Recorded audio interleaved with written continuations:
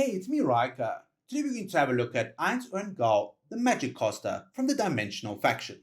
Now, this hero wears cloth-based gear, is part of the mage class, and his primary role is to provide a significant amount of burst damage for your teammates. So let's have a look at his skills. His ultimate skill, Fallen Down. Ainz begins a chant, which lasts for 5 seconds, after which he will deal 460% damage is dealt to all enemy targets. If his chant is interrupted, Ainz will recover 500 energy points. The level 2 and 3 increase the damage of this ultimate skill to 580 points of damage. His next ability, Magic Caster. Ainz's normal attacks are changed to the following skills, which are used in a cycle. Call Greater Thunder, dealing 240% damage to the enemy target. Gravity Maelstrom, deals 210% damage to the enemy and any other nearby targets.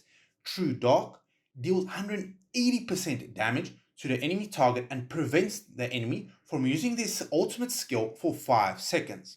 Now, the level 2 and 3 increase the damage of both Call Greater Thunder and Gravity Maelstrom. And the level 4, he increases the ultimate denial for 8 seconds up from 5 seconds. Now his next ability, the goal of all life is death. After 24 seconds, all enemies will lose 30% of their current health and are stunned for 4 seconds. The level 2, 3 and 30 engravings increase the amount of damage that he does all the way to 55% of their current health. So if they've lost a bit of health, it will be on that specific portion that they will lose 55% of their current health. His next ability, Steady Preparations. At the beginning of battle, Ainz receives a shield equal to 40% of his max health, which lasts for 6 seconds. While the shield exists, Ainz is immune to control effects and continues to chant, gaining 70 energy points and a permanent 4% attack rating and 8% defense rating attribute increase per second. Once the shield disappears, Ainz ceases chanting. The level 2, Ainz's attack rating and defense rating are increased by 6% and 10% per second. The level 3, once Ainz's attributes have been increased 6 times, he receives an additional 50 crit damage amplification and 30 attack speed points. And the 60 engravings, attack rating is increased by 7% per second and defense rating is increased by 12% per second. So let's have a look at his signature item, Cash Items. When you unlock the signature item, the chanting phase of the ultimate skill Fallen Down, this is where he does a significant amount of screen-wide damage, is omitted the first time it is used. So what this means is he doesn't need to have a casting or a chanting duration of 5 seconds. This allows him to use it immediately as soon as he has full energy. The level 10 and 20 allows him to omit this chanting duration 3 times during the duration of the fight. And the 30 out of 30, the ultimate skill, Fallen Down, deals an extra 30% damage. So this is a pretty significant buff to his ultimate skill. So let's have a look at his furniture. His furniture, Maximize Magic, 3 out of 3. Every 8 seconds during battle, the damage and debuff duration of the next Magic Caster skill, this is where he alternates between the Thunder, Gravity Maelstrom, and the Ultimate Denial skill. The damage of this is increased by 200%. The 9 out of 9. The effects of the skill, the goal of all life is death, will take effect 15 seconds into battle. This is where you do a specific portion of the enemy's health in damage once 15 seconds have elapsed during the battle. So this is only once during the battle, and once this happens, even if Ainz is stunned or he's not specifically is able to cast any abilities, he'll still use this ability, allowing him to stun the enemies and take control of the battle. So let's have a look at how he does in battle. So as he is a mage, he generally likes to be placed on the back row. Now as we can see, when he begins, he casts a little shield around himself where he buffs his attack rating, energy and defense rating. Now as soon as this ends, he'll start cycling through his normal attacks, his Thunder, Gravity Maelstrom and cancelling the enemy's skills.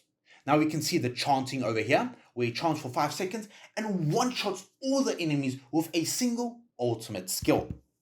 Now this is a pretty significant amount of damage that he does to the enemies, and he will constantly chant for 5 seconds if you do not have his signature item unlocked. So let's have a look at how he does at a much higher level deficit in campaign.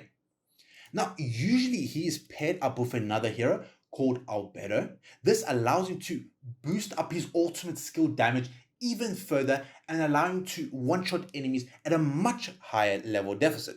However, most of the time he is used because of his stun, that 15-second stun. So when 15 seconds have occurred from the beginning of the battle, he'll immediately stun all the enemies, allowing you to take control of the battle and allowing your other allies to slowly start gaining control and locking out the enemies from their abilities and their ultimate skill.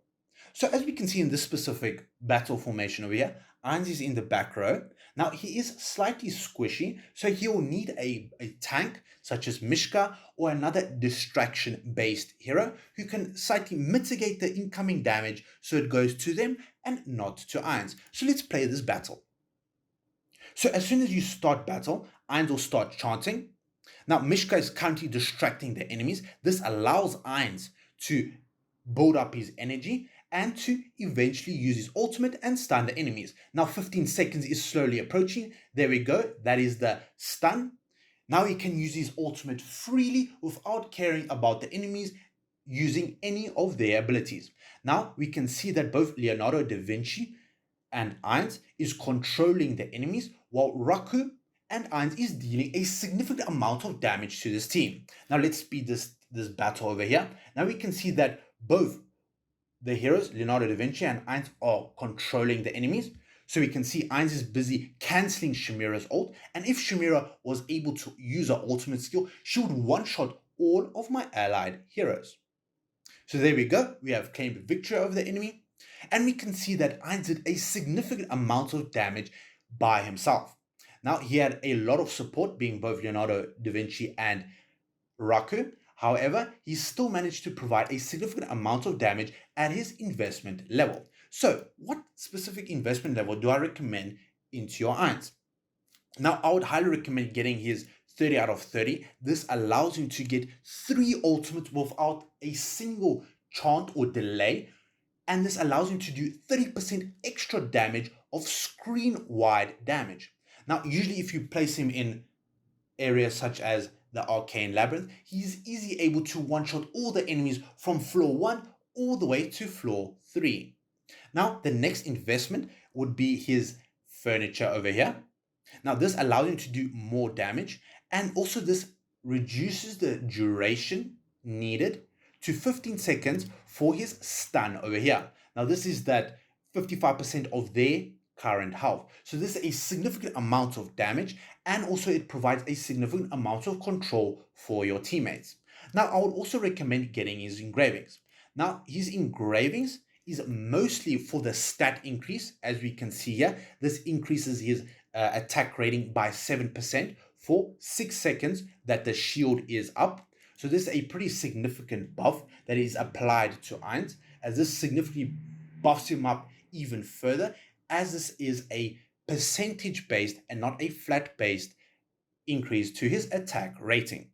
Now the higher levels you have in him, such as this one over here, level 569, this will significantly increase the amount of attack rating that you'll get from this steady preparations buff at the beginning of battle. So from here I recommend 30 out of 30 signature item, 9 out of 9 furniture, and 60 out of 60 engravings. Now he's extremely powerful in both campaign, in arena, both normal arena, challenges, and legends, and he does extremely well in events such as the Cursed Realm and Temporal Rift.